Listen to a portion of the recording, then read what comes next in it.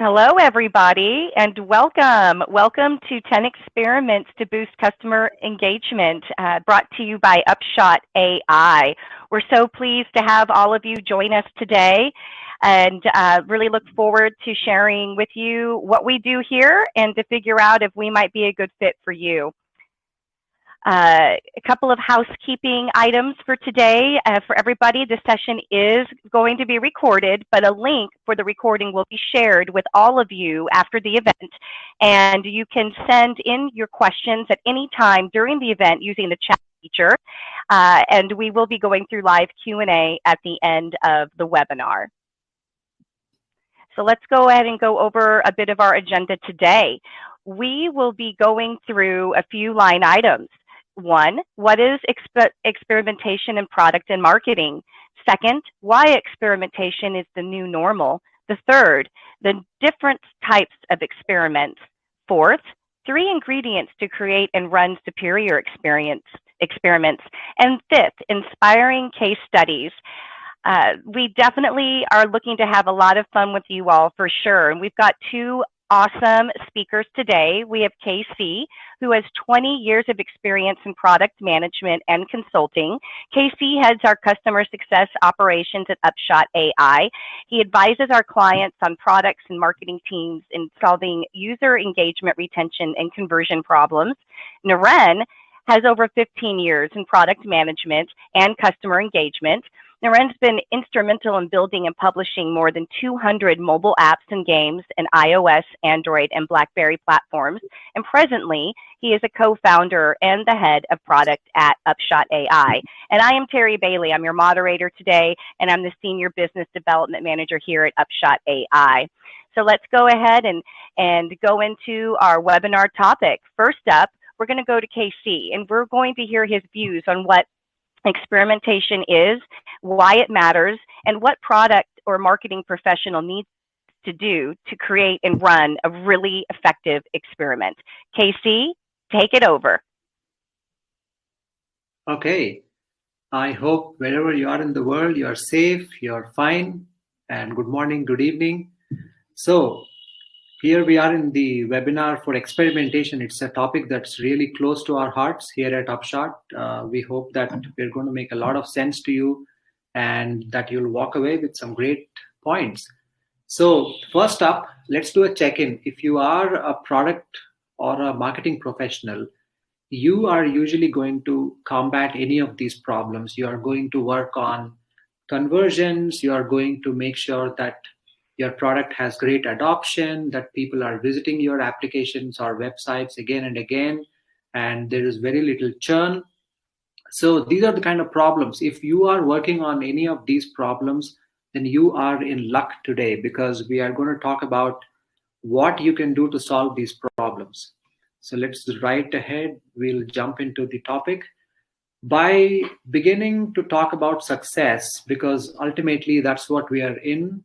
When you are in a business, you want to be successful, and it depends upon which team you're working for. So if you're a product person, success looks to you like people adopting your features, your users are coming back to the applications at the expected frequency, and they're going through all the flows and the screens that you've built for them, and they're getting the benefits out of your product. That's what success looks to you if you're a product person. On the other hand, if you are from the marketing team, then you are incentivized to run superb campaigns where customers are going to participate and they're going to take action. They're going to click on those CTA buttons and they are going to do what you want them to do. So if you talk about these two things, if you notice carefully, there is a pattern that underlies both success for a product person and success for a marketing person. And it really begs this really big $1 million question, because success depends upon people doing things on your platform. Unless they do things, you're not going to succeed. So it really depends upon behavior, and therefore the $1 million question is, what can you do to make that behavior go in your favor? It should happen, and it should happen in your favor. So that's the question. Now, this is a fairly common question. I'm sure being in these teams, product and marketing teams, you talk about it morning and evening. And usually when these questions come up, what I have heard in the past is a healthy mix of facts and opinions. In fact, many of us cannot tell them apart, because if somebody speaks to you very convincingly, you think that they are stating a fact, whereas it could only be an opinion for all you know. So it becomes critically important at the time of decision making, if you are really acting upon some solid, reliable knowledge, or it is only hearsay, or it is just the opinion of your colleagues, or something that you picked off of Google, or something that your boss tells you to try out. They could be great ideas, but then at the end of the day, you have to be sure that it is actually true before you act upon them. So now, what happens is that in my experience, and I'm sure you would agree, whenever difficult problems in business, in product and marketing, the extreme responses are usually what you hear. You talk about people just throwing up their hands and saying, you know what, I've never done this before. I don't know how to go about this. Or on the other hand, you'll also hear people saying, you know what, I know exactly what to do. If you do these 1, 2, 3 things, you are going to get the results. That told us that usually the fact or the truth is somewhere in the middle. It's not exactly on either sides of these extremes. So you've got to look for it in the middle. And that's where experimentation is really, really helpful, because it helps you to discover or uncover truth as opposed to just stating it. So that's what really is experimentation all about. And now, it's not really such a secret that all the top brands whose products we all use have actually become so big and so successful purely based upon experimentation. It's the keystone in their company culture. This is what runs their morning, noon, and night. They don't take any decisions unless they're sure that they're going to pay off, and that's where experimentation really, really helps these companies. So looking at these, you might also be thinking about, hey, I don't have the kind of resources that these large companies have. So what about me? Practical.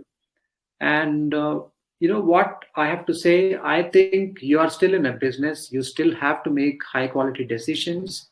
You still have your budgets to look after. You cannot overshoot them. You cannot take risky decisions. So you, in fact, have even more interest in experimentation, because under limited resources, you need to be able to produce results. So that's the power of experimentation. And so it's absolutely applicable to you, no matter what size of a company you run or you work for. So let's talk about how to plan a great experiment. The first thing is that we are always concerned about results. So we'll always begin with a KPI that we want to drive or improve. And then we'll look at what are the various factors that influence that KPI. We'll make like a big bucket list of all those factors in step 2. Now, some of those will actually be out of your control, so you really cannot do anything about them. So that leaves you with a subset of factors which are actionable, which are things in your control, that you can one or more factors and you'll form your hypothesis. We'll look at examples. Don't worry if this sounds complex, but just go with the flow. So out of all the factors that influence the KPI, you pick the ones that are in your control, and then select 1 or 2 out of them and form your hypothesis using a standard structure that I'm going to talk about. And then you design the experiment. You set a goal, and then you run the experiment and see if what you thought actually turns out to be true or not. Now, how do you form a good hypothesis? So in the previous slide, I talked about the if, then, because kind of a clause. So the structure goes something like this. If we do something, if we act upon one of those actionable factors, then we believe. It's important to use the word we believe, because you don't want to put too much pressure on yourself. So you say, we believe we will get the desired result, preferably as some kind of a percentage change. And optionally, I recommend this. Optionally, you add a because clause which talks about the connection between what you're doing and how exactly it's going to bring the desired result. So the because clause is all about cause and effect. Ren, you just heard Casey's perspective on experimentation, and while he was talking about it, I began to think about the role of intuition in all of this. And I'm curious to hear what your thoughts are about that. What do you feel about intuition? Is it still important in an experimental approach? Oh yeah, I mean, definitely very interesting and a good question. And I'm sure some of the listeners, especially the domain experts, might be thinking about the same exact point that you have mentioned. So I don't think intuition has lost any of its importance, even with the increased adoption of an experimental approach. So if you look at in fact, if anything, intuition is all the way more important now. And however, the only difference is prior to experimentation taking the center stage, generally domain experts usually used to rely on their what they call as the gut feel, right? So with a high degree of confidence, they say, this is what I feel. But today, the intuition's role has shifted from being the sure shot source of the knowledge to a source of really cool and creative hypothesis, where Casey was mentioning about we need to have the right hypothesis to start an experiment. So your intuition can become the hypothesis there. So if you have a natural feeling for your domain or your vertical, you can still put in to use the form of great hypothesis and set out to validate them using this experimentation. So it's more like you can't boil everything down to your left brain yet, but the creative side, the intuition and the intuitive side still has an amazing role to play. It's so cool. That really clears so much up, Naren, and thank you so much for sharing your perspective. Casey, switching back to you, you had talked about different sizes of experiments, and you also highlighted the importance of being able to run light, easy, and quick experiments in product and marketing contexts.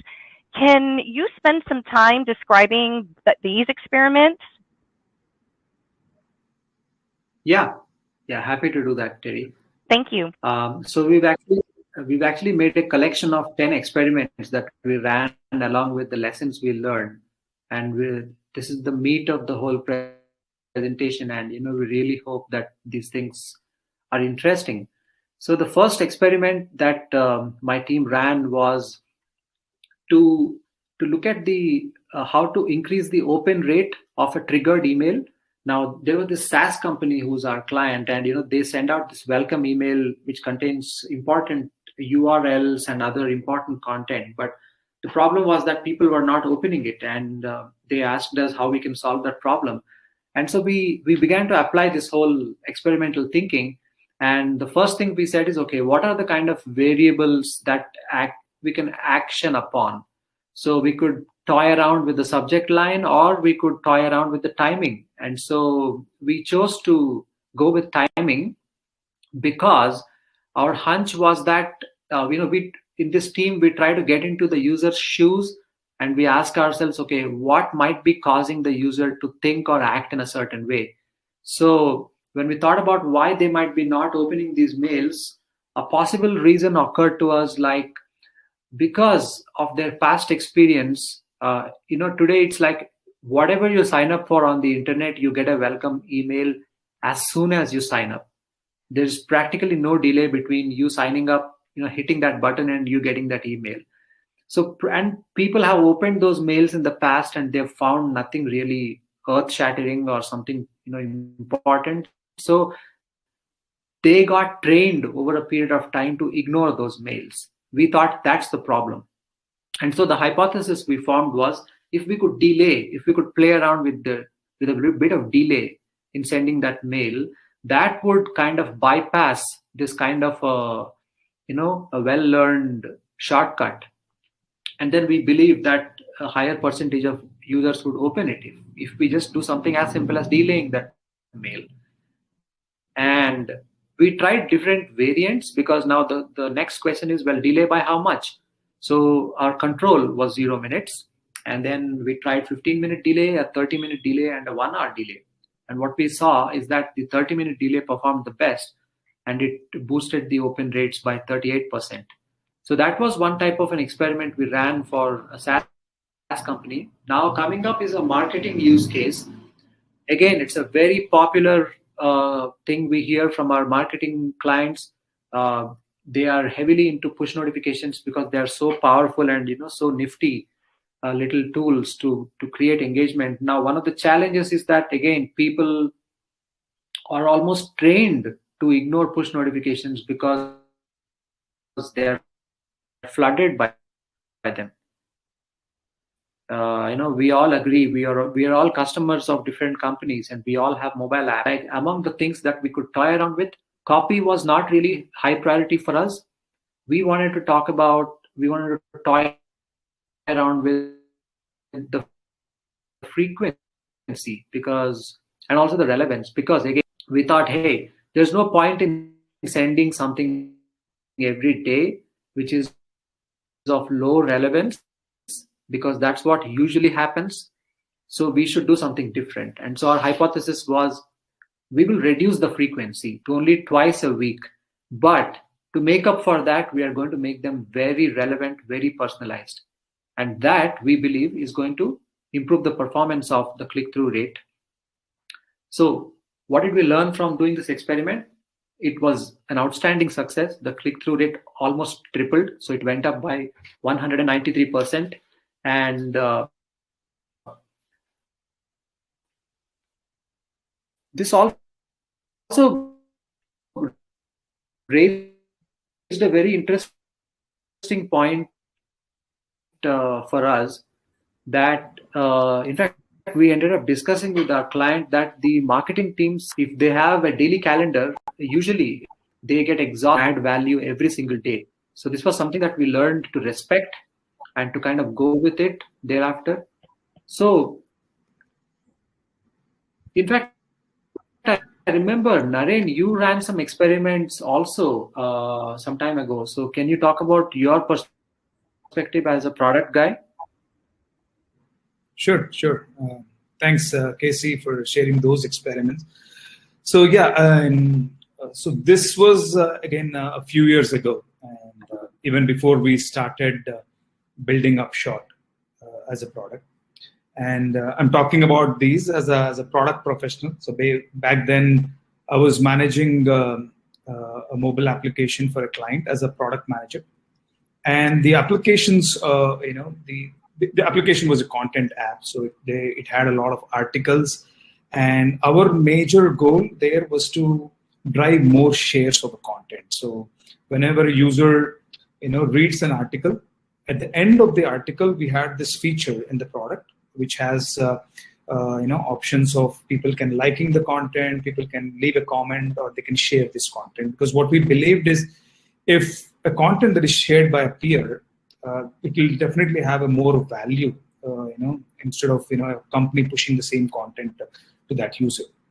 So with the goal of improving, or driving more shares, we wanted to do one experiment, because what we quickly figured out from the data was, though this standard, the standard tools that were at the end of the article were present, people had this kind of a banner blindness, that you can say. So we generally become blind about certain things that are very common, right? So whenever you read an article, at the end of article, everything will have, every article will have the same standard features of like, comment, and share. And people started ignoring it. So what we thought during this is, we wanted to do one experiment where, if we can highlight this feature once by showing a tutorial, and so that users will know, so that they'll understand, okay, there is this feature which is shared, and from the next time when they read this article, they keep this in mind to share this article. So that was our idea of this experiment. And so what we did is, back then we had to build this feature. So we introduced this tutorial feature where there's an arrow pointing towards the share and 2 lines about what they can do. And we have to plug in this feature into the next version of the product. So we deployed this into the App Store and Play Store. We had to wait for a few days for the app to get approved, then wait for data to come in, because people have to upgrade the application to the newer version so that they can see this tutorial. And when we started receiving the data after a few weeks, then there was a slight improvement in the number of shares that were happening, but it was very marginal. Like it was the 3% of improvement in the overall gamut of things. So we thought we want to do a second experiment, because that improvement was not so significant for us to make sure that was a successful one. So we went ahead with the second experiment there. So the second experiment was more on in the lines of how can we drive showing the same kind of an information by reinforcing it every single time a user comes onto the screen. So what we did here is we introduced this concept of the flying tips. So there is a flying tip that comes from the left-hand side of the screen and it dissolves onto the right-hand side of the screen. So I think we can see it now. Yeah, going back to the continuation of the experiment. So here, what we did as a subsequent experiment for the same feature of increasing shares was we introduced this concept of flying tips. So the way it works is whenever a user completes reading an article, at the end of the article, we actually show a tip that flies in from the left and dissolves into the right side. And to make it even more fun, what we did is we crafted 3 different messages and introduced the logic of randomizer. And when I'm saying all of this, we actually had to build these features. So we built this flying tip, built a randomizer, and plugged it in as a new version of the application. And again, published the same story. We had to publish into the App Store, wait for the review, wait for people to upgrade, and then look at the data. But this time, this experiment was really successful. So we could see there was a jump in the share feature by more than 200%. So when I started reflecting on these things, so because I thoroughly enjoyed doing these experiments, and these experiments succeeded quite well as well. And but the challenge here was these were not very easy. And by any means, to run any of these experiments, they involved a lot of time. It involved a lot of participation from the engineering team, and of course money.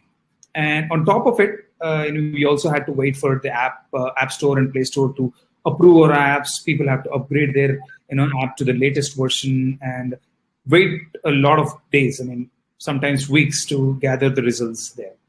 So what we did is, when we started the idea of Upshot, so all these experiences, those really troubled as the product professional inside me. They made me think a lot about how these kind of experiments could be designed to set up, run, and measure in a matter of few minutes and days rather than waiting for weeks. And especially without distracting the engineering team from their core work or needing an app release every time. So that made us innovate a lot in the product Upshot.ai to solve the onboarding problems, where it will allow you to quickly experiment. So if there are product folks out there struggling to do this kind of experiments, you may get a lot out of the platform Upshot. And for you, it's actually a platform built for practitioners and by a group of practitioners. And we have been in your shoes where before we built this platform. So yeah. So back to you, Casey. I hope your internet is stable enough now. And so if you can help us with some more examples and experiments that you're as part of your customer success team that you run. Yeah, sure. And this is a very interesting experiment. Actually, this was for a BFSI company.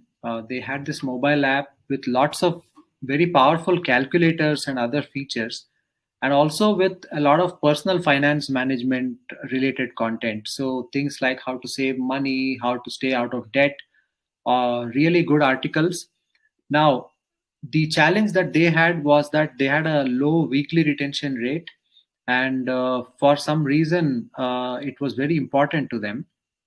So again, we put on our thinking hats and we started churning through the whole procedure. So we looked at what kind of variables can we influence. So we could identify that we could touch upon the number of times we remind people to come back to the application, what kind of nudges or engagement format should we use, what should we say, what should be the language. If people got those notifications or emails, if they click on them, where should they be taken inside the application? A lot of variables were there for us to play with, and we really decided to use all of them. Now, one of the core variables is user motivation. Now, this is not something that most people are used to thinking about, because it requires you to think of your users like human beings. And in the heat of the moment, that's not very obvious.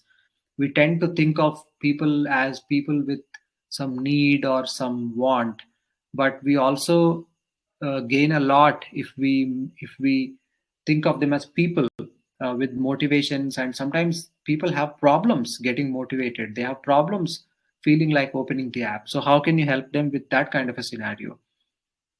So what we thought is that, hey, look, this is an app with features that at best can be used occasionally. These are not things that somebody would come every day or every week. So what can we do? Instead of giving up, what we thought is that if we can send push notifications with tips extracted out of those articles, we wanted to minimize the user effort. So we ourselves read through those articles and identified really, really good tips, and also went through those financial calculators, and we identified some excellent uses for some of them, especially the ones that revolve around mortgages and the loan payments. And so we took all those and we configured push notifications, two of them in a week. And what we hypothesized was that people would find those things valuable because somebody is doing all the hard work of reading through the content, picking out nuggets that are really valuable and really presenting it to them, and that minimizes their effort. So we thought that would actually help. And we used to send only these 2 notifications in the entire week. So this is similar to the second experiment I spoke about, where we want to avoid sending too many. So this was another experiment along those lines. And we had good success. We looked at the weekly retention numbers going up by 4 percentage points. But we thought that this is not something that we should give up on. So we tried something else for the same problem. And this time, what we thought is, hey, what about those people who did not click through the push notifications? And so what might be wrong with that push notification from their perspective?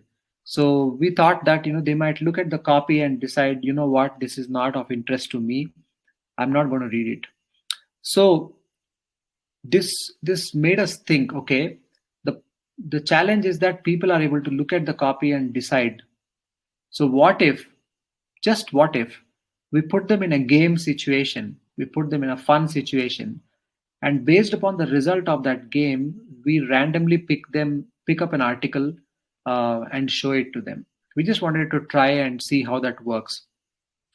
Because our hypothesis was that if we do this, more people would find that a fun experience, because they cannot even predict what's going to show up on their screen. But a game is something that everybody likes to play once in a while. So we did that, and this time it went up by 11 percentage points. And it's one of those moments when you just look around you and you ask yourself, what happened? Things went so well. And I think the fundamental reasons here were that we were onto something. We were onto the fact that unpredictability sometimes leads to curiosity and engagement. But you have got to be careful in how you use unpredictability. And if you create these kind of fun experiences, then people might make it a habit out of coming back to the application. Yeah, so this was some other experiments that we ran. That is so cool. Casey and Naren, you guys have just shown us some awesome, exciting examples, like introducing a mini game, screen tips flying across the screen, delaying the emails for at least 30 minutes out. Our listeners might be thinking, how can someone like me do it? Is it even possible? And I want to tell you guys a little bit about Upshot AI and how it can make it easy to run experiments like these on your own without having to put out new app releases or spending a ton of money and effort. So Upshot is a platform built by practitioners for practitioners. You may have heard Naren just said the same exact statement when he was talking a little bit earlier.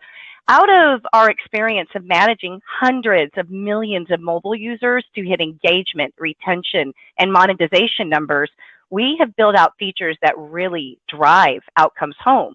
So Upshot is the most full-featured user engagement platform today. And we use a variety of features, right? Like gamification, mini games, onboarding tutorials, rewards, in-app messaging. And we do this to ensure that your retention and monetization numbers are achieved. Now, you might be thinking, what about integration? Well, it's a breeze. We coexist with a lot of other products. And if you want to learn more about that, you can definitely go to our website, which is www.upshot.ai. An example, a real-time example of our platform working on all cylinders. We have a client, Panini America, and you all may be familiar with them. They're the largest trading card company in the United States. And they use Upshot AI and have been able to drive revenues by as high as 300% year over year for 3 years in a row. And they also have seen a 400% increase in product adoption. Naren, what other kinds of experimental ideas do you have to share with us today? I mean, maybe a little different, maybe a little exciting. Sure, absolutely. So, Terry, I'm going to talk about one of my most favorite experiments, and this is related to boosting conversion. So, if there are any marketing folks out there, you might love this. So, this was during the initial days of when we start, when we have built Upshot and with few features in Upshot. So, the client here, they sell premium products. So every couple of weeks there is there's a campaign about a new premium product that is going to be launched.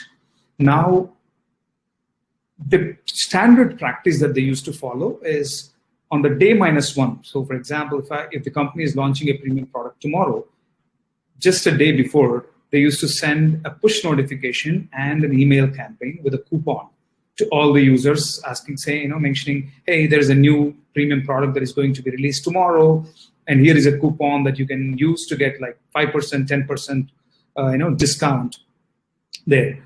So, obviously our goal was to how can we drive more conversions on making people buy this, premium product. So the first experiment that we did there was instead of just, sending this push notifications and emails on the day -1. We wanted to actually start, creating this excitement 5 days before we, release the product. So what we did there is the same coupon was sent via email and push notification using Upshot, or right from day -5. So the user gets a message on day -5, again on day -3, day -1, and day 0. So. And when we started analyzing, now we have Upshot, we have a lot of data available. Quickly, we were able to run and see whether this actually helped us improve the conversion. And the data made us understand that it was just like 1.3, point percentage of improvement on the conversions. So we thought we need to go back and do something different. And with our experience building a lot of games, so we thought of introducing this concept of why don't we make people earn this discount rather than the company giving away this discount upfront. So we thought if we make people spend the time and effort to win some discount and make them feel accomplished for doing something, and they are being incentivized for their effort, that will really take this campaign, in reaching those numbers that we wanted to.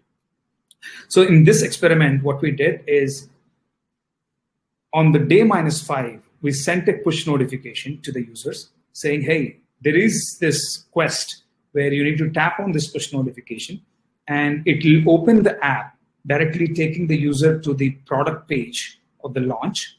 And there we show an in-app message from Upshot. But this time it will be having only one letter from the entire coupon code. So every day the user gets these push notifications. He opens this in-app message and he'll see one letter every day. So for 5 days, they'll have to open the app, collect all the letters, and on the 5th day, they'll be able to see the entire coupon. Now, people who actually did this, collected all the coupon and started using it. And when we looked at the data, the results skyrocketed to almost 16% improvement. And that was a real success using gamification as a concept. So again, guys, so the experiments like these actually motivated us to innovate and introduce a lot of gamification tools as part of our platform. And these are like little handy power tools, that can motivate your users to spend that additional time, effort, and also drive the desired behavior within your mobile app, or it could be your website or web portals. Okay, awesome. Naren, that was really, really clever, breaking a coupon into its letters. I'm curious, how do you guys get all these creative ideas? I bet it's hard for a product or marketing person out there to access and execute on these ideas, especially when they're too busy handling their own deadlines and chasing their targets. Right. I'll take that question, Terry. Thank you, Casey. Yeah, because in the customer success team, the reason why we are here is precisely to fill that gap. Just like Naren, talked about how his experiences as a product professional got him to think hard and build Upshot for the practitioners. I have a kind of a similar story to tell.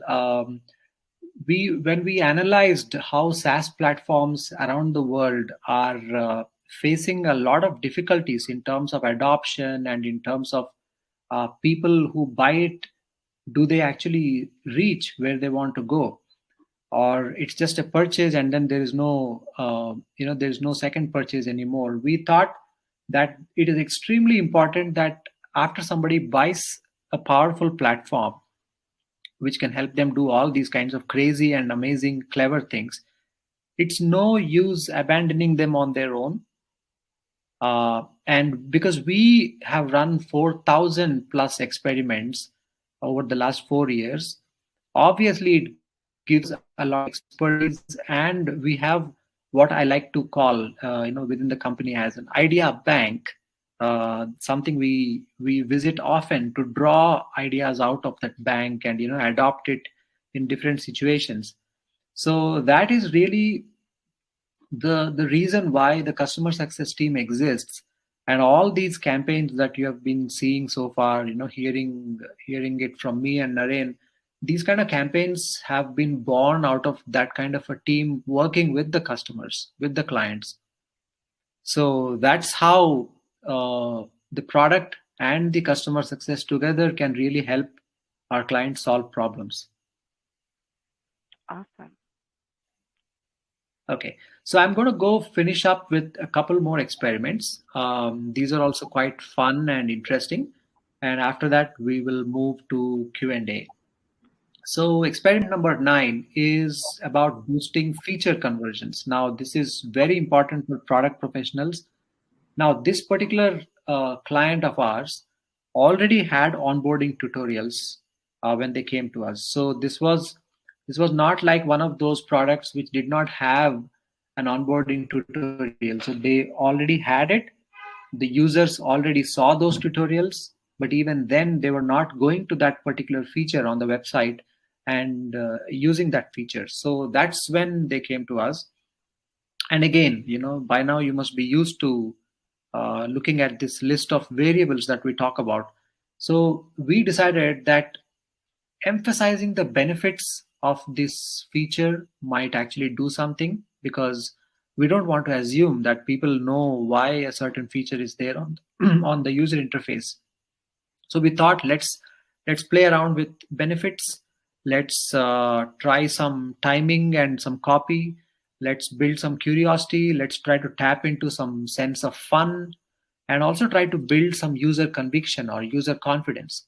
So these were a lot of variables. These are complex experiments, but when you hear how it turns out, you're really inspired.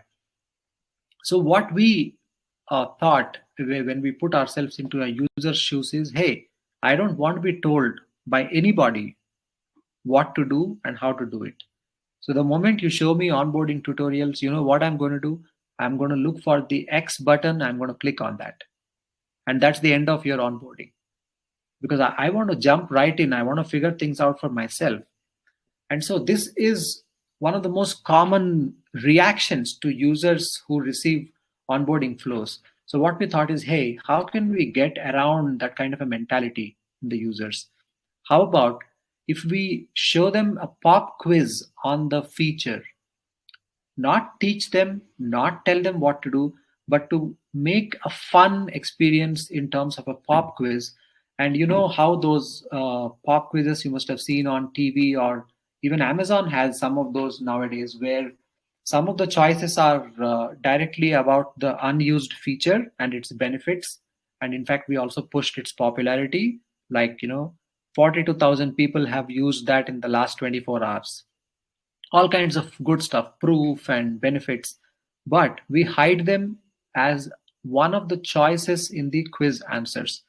And of course, to have some kind of a comic relief, the other ones are absolutely ridiculous. You would not expect them to see in a quiz, but that's the way these things roll. So when we did that, we thought people will actually read choice by choice to actually click on the right answer.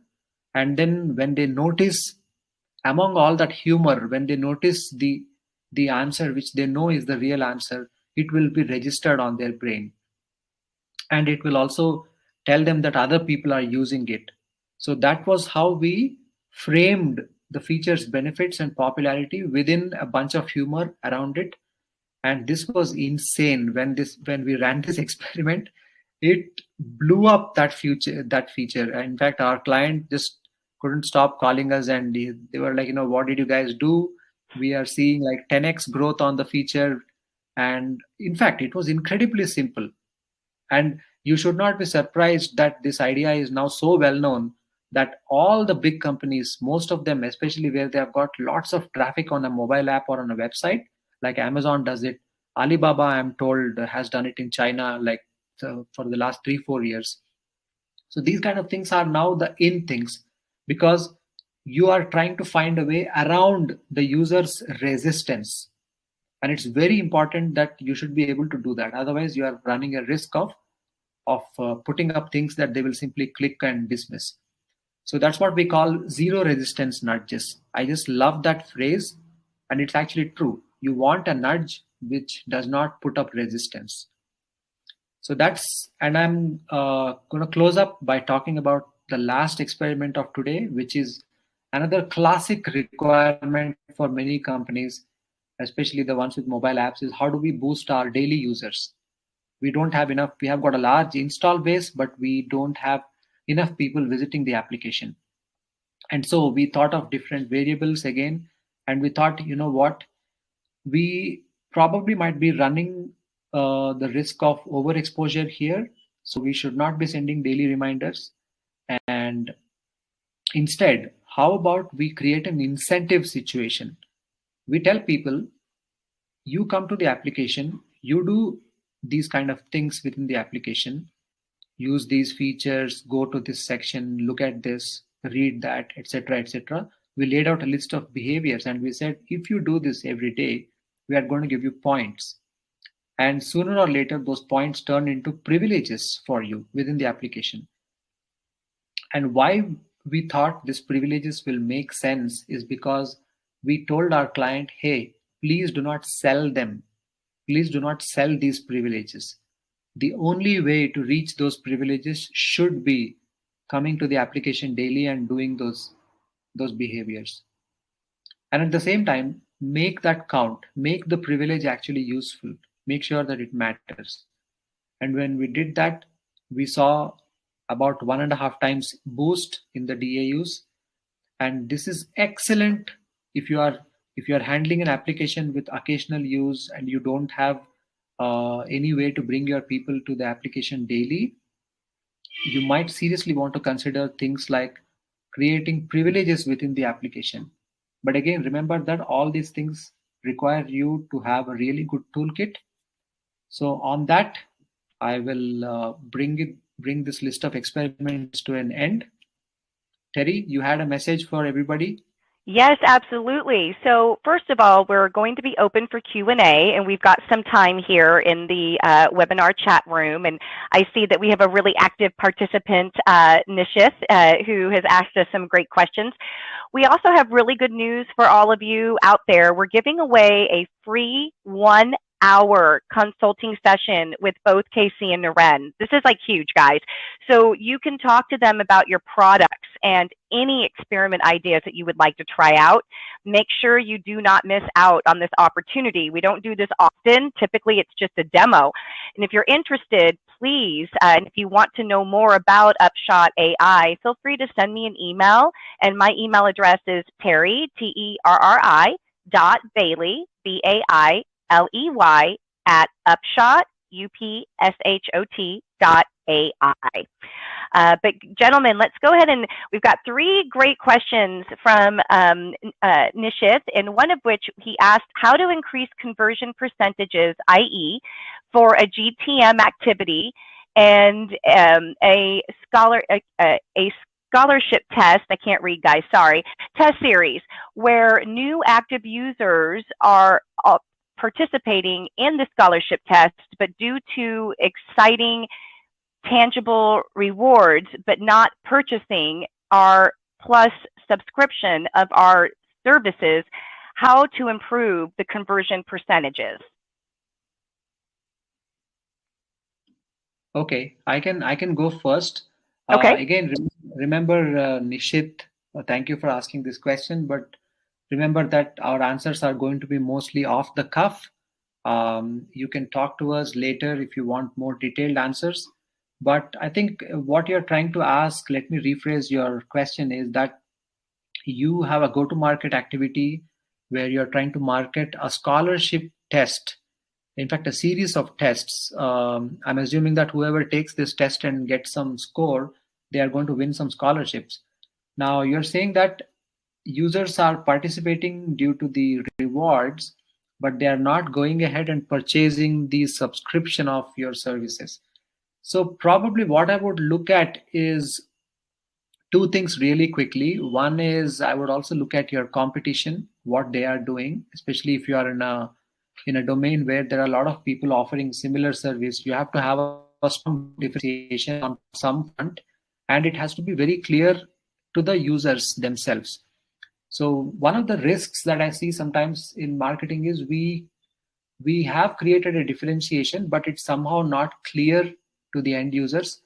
So one of the main jobs there is to make sure that you repeat that same kind of a message of how you are different from others in various ways, on various channels, at various times. And this is a perfect question because this lends itself to experiments. There's no straight answer. You will have to find it out through experiments. Okay. Naren, do you want to say anything? No, I mean, you covered it all. So yeah. Okay. Yeah, one note definitely is obviously these 10 experiments that Casey walked us through, or the experiments that I walked you through. These experiments are, it's not a one thing that we solve this problem and we're done with it. So we constantly have to do this to find the most optimal way because users' behavior keeps constantly changing based on the type of products that they experience on a day-on-day basis.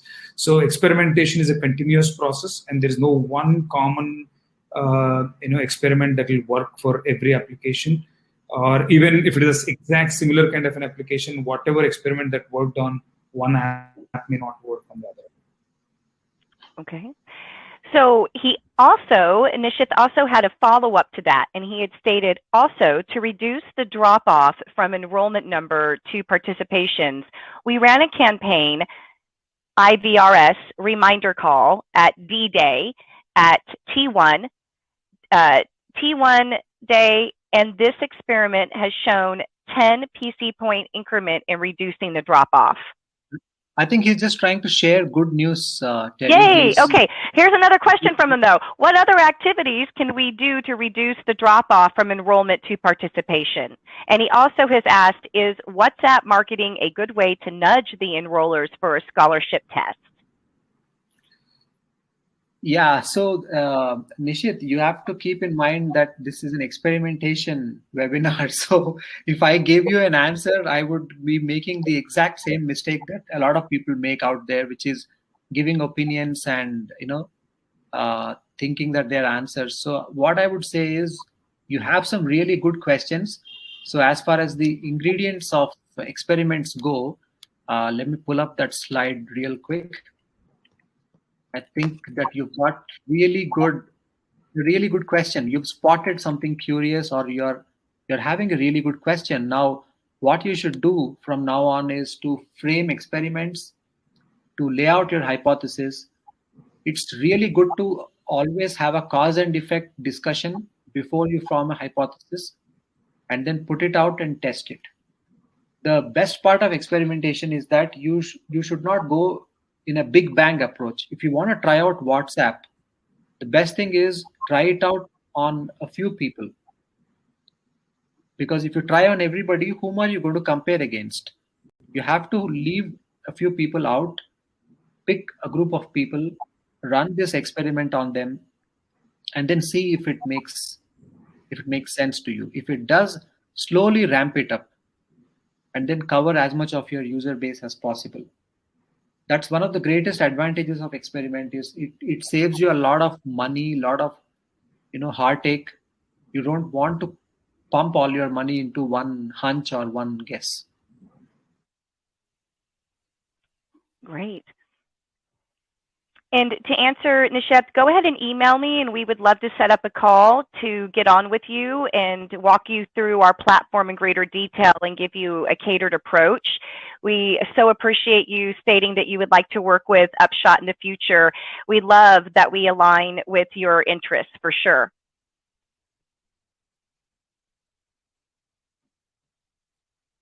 Okay. Does anybody else have any other questions before we wrap it up today? No, I do have a few questions, but I think I will take it offline here. I've got a couple of questions, but I think we're already about time now. I'll have them answered via email. Great. Nishith, I've put my email in there for you, but I'll put it here for you again.